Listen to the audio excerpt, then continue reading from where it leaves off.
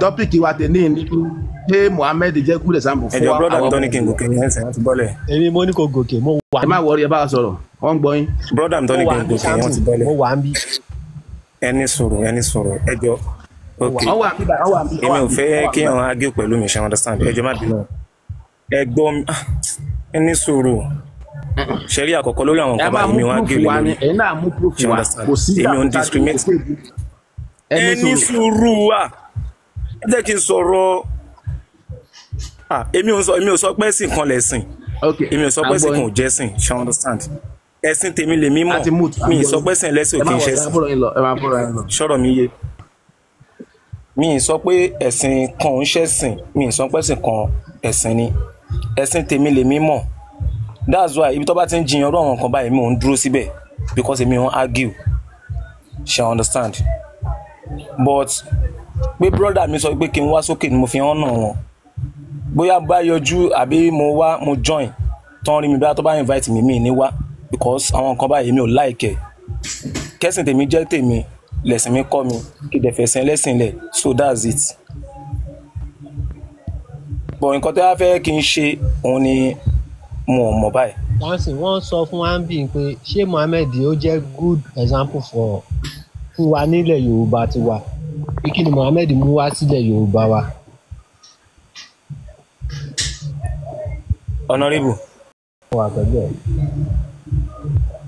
Ṣẹ́rí tí bá ní kí n sọ̀rọ̀ ọ̀rọ̀ yẹn máa long but fún èmi ò sọ tẹ́lẹ̀ mi ò máa sọ ni fún èmi, that's why tí mo ṣe ń jẹ́ ẹ má bínú gbogbo ilé ẹjọ́ o.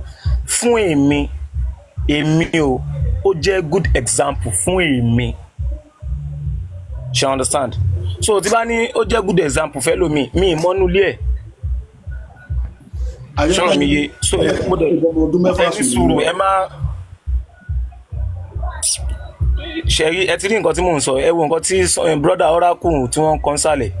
So that's why tèmi ò ṣe kí n wá sí wọn nǹkan báyìí. Brother mi tí mo rí mo ṣe èmi ò like kí wọ́n máa tako mi or something like that. Ẹni sùúrù brother mi ẹ fi kọ́mẹ̀tì sílẹ̀ ibi tẹ́yìn lọ yẹn gan òun ló tẹ́yìn focus ẹ má wo ariwo ọjà sá. Ṣé ẹ gbọ́ mi? Wéṣì mo ti sọ̀rọ̀ ẹ wọ́n lè drop mi èmi ò mind. Mo ti sọ pé èmi ò ń dá sí wọn. Ẹ má wo nǹkan tó ń kọ́ ń sàlẹ̀ ẹ má wo.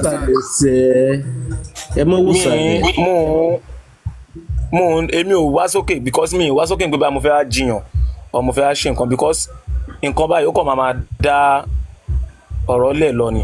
Ẹ wo ẹ mọ kó tó ṣẹlẹ̀ bàbá mi ẹ má wo nǹkan tó ń kọ́ ń sàlẹ̀ wọ́n ń bá wa náà ta wà ń bẹ́ à sọ̀rọ̀ ẹ má wo nǹkan tó ń sọ ń sàlẹ̀.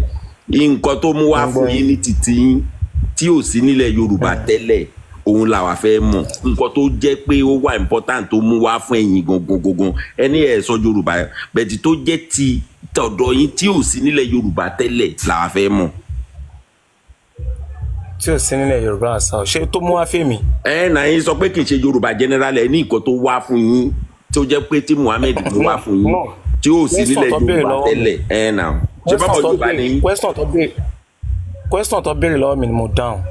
Wọ́n ní wípé kí ni ẹni sùúrù wọ́n ní kí ni Mohammed wá ṣe fún wa nílẹ̀ Yorùbá. Mo ní mi ìmọ̀ tinúlé ẹlòmíì bọ̀ fún èmi o ó jẹ́ báwo ló ti ṣe sọ lẹ́ǹkan ẹnu pé ó jẹ́ good example fún èmi. Ó yẹ ẹ sọ̀rọ̀ one nínú gbogbo ẹ sọ nǹkan márùn tó jẹ́ good example fún yín. Sọ̀rọ̀ one nínú gbogbo ẹ sọ nǹkan márùn tó jẹ́ good example fún yín. Sir Sherry mo sorry láti sọ̀rọ̀ nǹkan báyìí because ọ̀rọ̀ máa long tí n bá sọ ìyẹn ò ní kẹ́ gbà tí mi bá sọ ìyẹn ò ní kẹ́ gbà ṣe understand ọ̀rọ̀ mi. So èmi ò ń jiyàn for you pé kí n kọ́ pé ẹni sùn ẹgbọ́n mi wípé àárọ̀ yìí so èmi ò ń jiyàn for you pé kí n kọ́ pé ẹni sùn ẹgbọ́n mi wípé àárọ̀ yìí so èmi ò ń jiyàn for you pé kí n kọ́ pé ẹni sùn ẹgbọ́n mi wípé àárọ̀. Ẹni yẹn ò ní nǹkan tó fẹ́ sọ. Ẹ jọ̀ọ́ yín tó bá gbẹ́kọ̀ wọlé ẹ wọnú WhatsApp lọ kẹ́ bọ́sítà padà. Ẹranko ti jáde. Àkànbí ẹ wọnú WhatsApp yín ẹ minimize kẹ́ wọnú WhatsApp kẹ́ wọlé padà. Ṣẹ̀rí àwọn mùsùlùmí gbogbo wọn ń sá, wọ́n ti mọ̀ pé ẹ̀sìn yẹn kò ń ṣe ẹ̀sìn alálùbáríkà kan, kò ń ṣe ẹ̀sìn tíyàn lè fún èèyàn. Wọ́n ti mọ̀ pé gbogbo tó wà nínú ìwé wọn story ni gbogbo wọn ń sá. Kò sẹ́ni tó fẹ́ sọ̀rọ̀. Ẹ̀sìn olórí ibú lẹ̀sìn tí wọ́n ń ṣe, olórí burúkú àwọn tó yìí ti jẹ ọmọ tí ń dúró lé lórí. ẹ̀sìn burúkú, ẹ̀sìn tí ò ní àlàáfíà nínú. Wọ́n lè defend Allah wọn, wọ́n lè defend Allah wọn. nǹkan ẹgbọ́n ó ní kó mú nǹkan márùn-ún wá tí ẹ̀sìn mú tí Muhammed mú wá sílẹ̀ Yorùbá. Wọ́n gbádùn ọ̀lẹ́ ayé wọn ni. Tẹ́rí ọlá pé wọn ọ̀rẹ́ ni tí ìtakùn wọn tẹ́lẹ̀ látọjọ́ ẹ ló máa fi pàǹpà ànábì pé ànábì ni aṣíwájú eré náà síbẹ̀ kò lẹ́kọ̀ọ́ tó mú ẹ̀sàkùn wọn láṣíwájú wọn káàkiri rí ẹ̀kọ́ kọ̀ọ̀kan lára ẹ̀yin pé òkè nǹkan báyìí mo fi ń tẹ̀lé o kẹ́ ẹ mú wá fún wa ẹ̀kọ́ tá a rí lára bàbá yín tẹ̀ fi ń tẹ̀lé pé aṣíwájú ẹ̀hún gbogbo wa láṣíwájú yín ẹ fún wa lẹ́sàkùn ẹ wá ń sá fún ọ̀rọ̀ láti sọ. Ọlọ́run ti yọ bírọ́dà yẹn tí wọ́n sọ gan tí ànábì ṣe fún àwọn gangan. àwọn náà ni ó sá lọ ni. Ọlọ́run yọ wọn tí wọ́n sọ because èmi máa gbé wọn dáhùn obìnrin kan pé ṣé bàbá I'm so sorry tó bá ṣe wà mẹ́rin tó ń gbọ́ ṣé bàbá tiwọn tí ó wá bí àwọn gbogbo àwọn kan tó ń sọ ẹ̀ ṣé bàbá wọn ò kọ́ wọn ni nígbà tó ṣì wà ní kékeré. Ọlọ́run sọ. Ànábì ò ní àkọ́rọ̀ ìtọ́jú. Ànábì ló kọ́ wọn kọ́ máa ṣọ̀dì tó bá ti yàgbẹ́. Ànábì ló kọ́ wọn pé kọ́ máa jẹun kọ́ máa ṣọwọ́ tó bá ti jẹun tán. Ànábì ló kọ́ wọn bó ṣe ń rìn. Ó ti sá lọ. Ànábì ló ní kí kọ́ máa dọ̀bálẹ̀ kí ọdún náà ó ti wà nù kíní wọn gbé wọn gbọ́dọ̀ dọ̀bálẹ̀ kí ìyàwó àti bàbá wọn àfi kọ́ máa lóṣù. Àwọn kan burúkú táwọn bí ìkọ́ wọn. Ọ̀dọ́ ní kéde máa tẹ̀lé. Òbí wá sí ètò ìdí èyí. Torí ẹni tó gọ̀rọ̀ náà ṣe dẹ́ni tó gbọ́n. Nígbà táwa ní skul gbà yẹn àwọn akọrin mú wọn mọ̀lẹ́ni tán Ọlọ́run rán aláàánú fún gbogbo àgbáyé. Èmi ti bá wọn yóò nìyẹn padà. Ọba tí mọ àwọn máa yíyá ni wọ́n. Èmi ti bá wọn yóò nìyẹn padà. Ọ̀run mi lálẹ́ ní tọ́ Ọlọ́run rán aláàánú sí ilẹ̀ Yorùbá. Gbogbo ìgbà tójúmọ́ ọba tí ń mọ́ a ó máa yìnyín ọ̀run mi là. Èmi ti bá wọn yí padà. Wọ́n ṣeré náà lọ sí i. Wọ́n mọ̀ wọ́n lọ́wọ́ sí gbogbo àgbáyé. Ẹjọ́ àti náà lè jò ẹ jẹ́ ká gbọ́ bọ́ láti jò wá fẹ́ sọ. Ayé bọ̀bọ̀ yẹn ò ní da ayé bọ̀bọ̀ yẹn kò ní da ibi tó bá wà kò ní kúri. Ẹjọ́ gbogbo ilẹ̀ ní sùúrù àti náà lè jò. Question tí ẹ béèrè lẹ́ẹ̀kan lèmi fẹ́ dá sí o. Question wo nìyẹn bàbá mi? Kí ni Muhammadu kí ló mú wá sí ilẹ̀ Yorùbá? Ó mú nǹkan tó pọ̀ wá sílẹ̀ Yorùbá ilẹ̀. Ẹ bá ní mú márùn péré. Márùn péré ni ẹ má yẹ kó pọ̀ jù. Ok. Ṣé ìwà jàgídíjàgan táwọn Mùsùlùmí ń wù ní Nàìjíríà ṣé kì í ṣe ara àwọn nǹkan tó mú wá ni? Ó di ní. Èmi ti mọ̀ pé ní ìlú àmú àṣírí. Ẹni sùúrù ẹ má pariwo. Ó di ní bàbá mi. Ok. Ẹ máa wo bí àwọn tẹ́ bá wo most of àwọn àfáàyẹ̀sìn àwọn tó ń rèpọ̀ ọmọ kéèké ó ṣẹlẹ̀ ládùúgbò wa gan. Tí àpá rèpọ̀ ọmọ kékeré. Ó di méjì bàbá mi.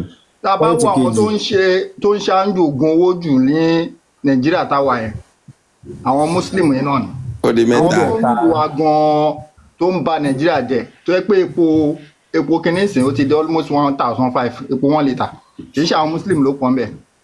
Ó di mẹ́rin. So ìkan tí márùn yẹn mú wá sílẹ̀ Yorùbá ó ti balẹ̀ Yorùbá jẹ́. Ẹ bá wa fẹ́ ẹ̀kan tó kù sí sa. So tí kà tán. mi ò ní pa fún tábà ní kàmá kà lọ ilẹ̀ aṣọ. Ẹjọ́ bàbá mi o ẹ má bínú bàbá mi. Ọmọ sáìdì bo lè yí. Ọmọ sáìdì bo ní Yorùbá. So ọmọ Àwórì lèmi. Èkó ni mí. Kí tí gbé Àwórì ti bo ní Àwórì lèmi náà. So ó gbére ọmọ Èkó lèmi. So sáìdì bo ní.